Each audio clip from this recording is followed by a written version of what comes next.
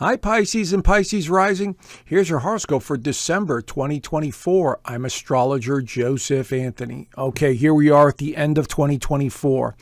And I've got some good news and I have some not so good news. This is because the energy this month is very strange and weird. Now, the good news is your ruler, Neptune, will go direct, which is fantastic. You know, you'll start feeling like you could get freed up a little bit. But we start off the month with Mercury retrograde right here in your career house. Then we have Mars going retrograde in the daily routine health section and, what you do on a regular basis. And then we have 2 new moons this month as well that are going to be really strong. But the main energy is really going to be with Saturn and Jupiter right here. They're going to come into their second square alignment, which means adjustment and difficulty and some challenges.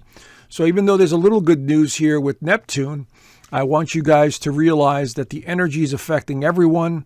But especially if you're a Pisces or a Pisces rising, you're going to feel it even more so because the Pisces energy is being activated. So I'll just describe, what areas are being affected. Okay, so this reading's for anyone who has a rising sign in Pisces or has a sun sign in Pisces. This is a general sun sign reading using the tropical whole house system. It's very basic. It's very generic, okay, because your birth chart's going to be much more accurate. And everyone's birth chart and birthdays are completely different. So again, I have to be very general, okay? So take everything with a grain of salt.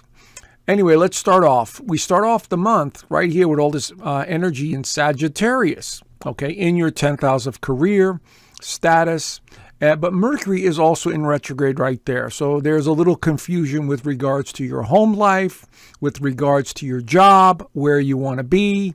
And so this seems to be the pattern here, and it has been for quite a bit of time because Saturn has been sitting in your first house and Neptune has been sitting in your first house. Okay, and since Jupiter entered Gemini in your 4th house, which has to do with the home, feeling, and foundation, you feel like you're not on stable ground. And now with the energy of the 10th house being activated against that Jupiter, it's adding more confusion into the mix, okay? So we start off the month with the new moon in Sagittarius right here. And so this will be at 9 degrees of Sagittarius, so wherever that is in your actual birth chart, you want to pay attention to that. So this could offer an opportunity from the past with regards to work or your status or working with a group or organization or a charity or something on a larger scale. And it's making a favorable aspect to Mars, which means you're really feeling motivated at the beginning of the month to get things done, to get things accomplished, to be seen and to be heard.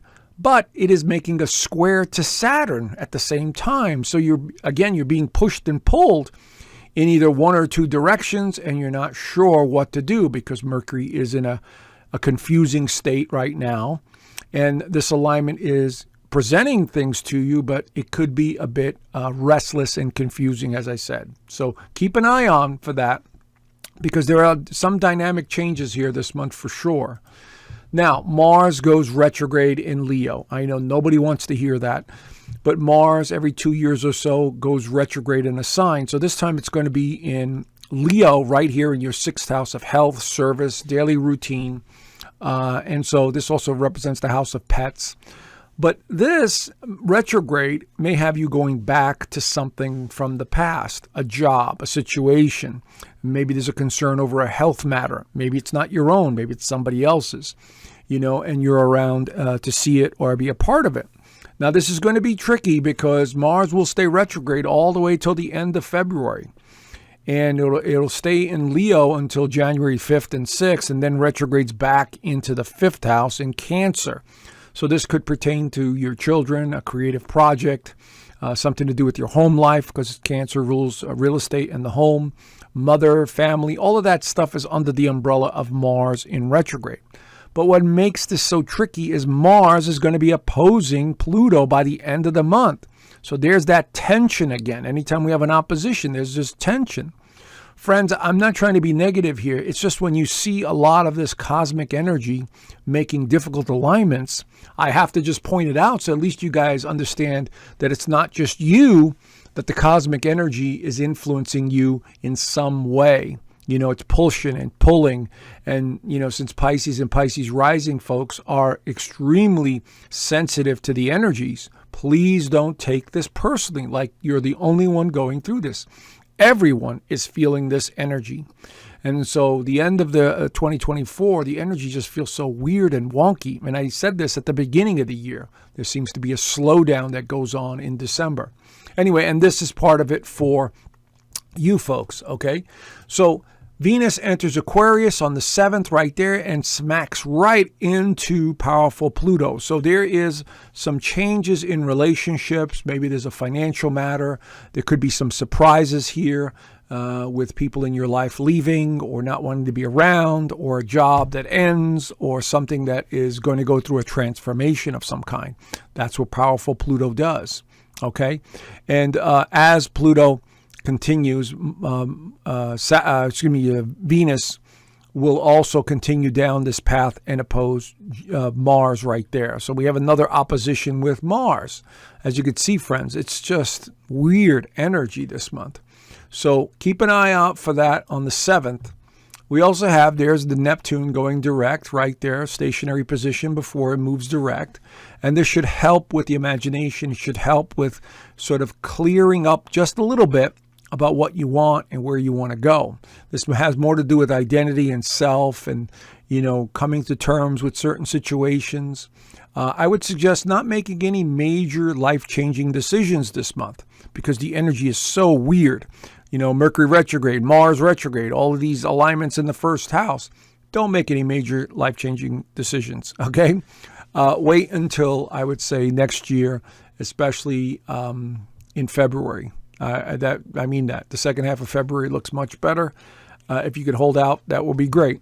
But there is more energy coming into that first house. Now, the full moon in Gemini on the 14th and 15th is going to highlight the home life, the foundation, the family.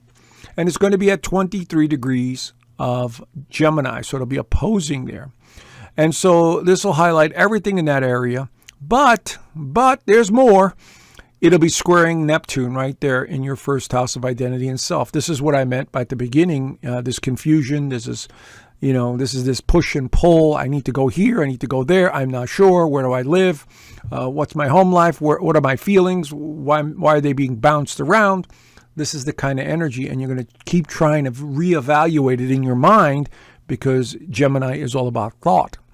And so definitely something to do with the home life and the career, and you smack dab in the middle of all this, you see. So do the best you can. Try not to overthink. Remember, Mercury is retrograde at this time, and Mars is retrograde. So it can be a bit of a confusing time. But fortunately, later on in the day, Mercury does begin to go direct. There it is in stationary position. And so this will bring a little bit of clarity over the next couple of days as Mercury makes its way forward. And in Sagittarius, it's about travel, exploration, learning. It's about seeing the bigger picture. And it's in the 10th house of career and status. So something is changing here with regards to either your career, your status, how people see you. Maybe there's a job change, or there's a lot of stuff going on at work that you're having to deal with. And so this is all going to be on the table as well. Okay, but it should help clear some of the confusion. All right. Now, the sun enters Capricorn at this time of the year. And here it is in the 11th house of hopes, wishes, and dreams. Now, Capricorn brings a little bit more earthy, responsible energy into the mix, which is great. Okay, so always take advantage of the earth energy because it's good for Pisces and Pisces rising. So spending some time with friends and family, organizations, being more disciplined. This is all under the umbrella of the sun in Capricorn over the next 30 days or so. But we have a second new moon in Capricorn on the 30th. So this is going to continue to highlight either new friends, new organizations, new companies, something new, or maybe something from the past that resurfaces with your work, which is new to you. Okay, so, but this is going to highlight that. So we have both new moons highlighting the 10th house of career and community and future and friendships and hopes and wishes. So something is coming out of all this, weird energy this month, okay? But notice at the end of the month, we still have Pluto opposing Mars. So this is going to be tricky. And Saturn is squaring Jupiter.